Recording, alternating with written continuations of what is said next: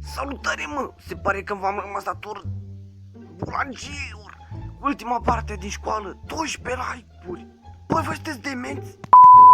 Păi ce să vă mai spun, mă, în afară că ăia care scuipau pe geamuri în 1-4 și cu concursul ăla de scuipa, că dacă nu știi să scuipi erai curvă.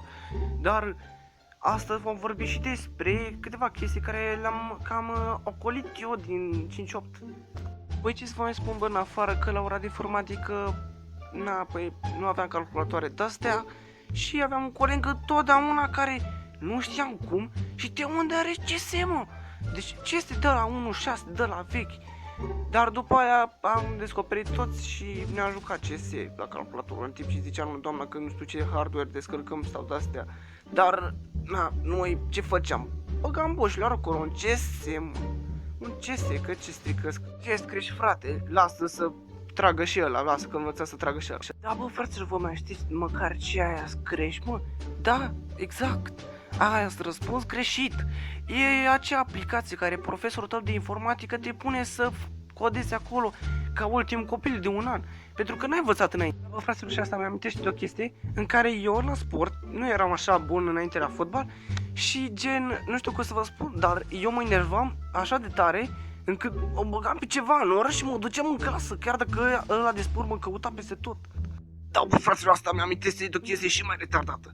Eram odată cu una grasă de informatică, balena științelor naturii și, bă, fraților, îmi zice aia că am unghii la degete. Și a zis că nu mă primește cu copitele astea pe tastatură, să nu-i dau ei bolile toxice ale vieții. Și m-a dat afară de clasă, pe futu. A, da, și că mai era și ceva cu laptele și corunul, se fura ca pâinea caldă. Și nu numai chestia asta, mai era chestia că a, da, și nu mai erau nici nu ne mai puneam nici vestiare, pentru că le furau ăștia sau le stricau ăștia ca în Meeting 2, adică pe bune, cât de next level să fie încât să strici un vestiar de fier cu aia. A, da, și mai erau și ăia care treceau prin fața clasei ca în cars. Bă, fraților, și eu am fost unul dintre ei, dar știți ce am făcut eu? M-am ridicat de un tablou și am căzut în bot. Amintesc odată că era Halloween-ul și n-aveam costum la mine. Pentru că uitasem parcă că e ziua aia pentru costume de Halloween. Și îmi dă doamna dirigintă și cu mie și la un coleg. Și, fraților, ne îmbrăcăm în ele ce ne îmbrăcăm și facem prezentarea aia foarte cringe. Cu dansuri, cu curve, cu dălea. Bă, fraților, și apare cu colegul ăla. Eu ultimul cringe de pe lume. Eram ceva genul, să-mi bag. Și fac o aplicațiune de aia de gay. Da, și că mai era și chestia aia cu să-mi vinzi dulciuri la tarabă ca ultimul țigan acolo în târg. Veniți și luați din nou de la taraba lui Gigi Bou, căpșuni și mure. Pricepeți voi. Îți făceai reclamă la propria tarabă ca să vină lumea și să-ți dea un leu acolo. Fraților, și eu știți ce făceam?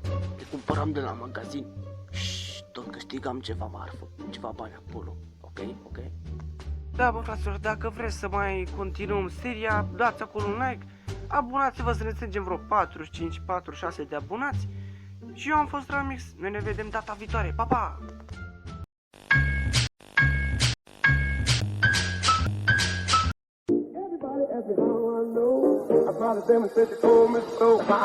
Everybody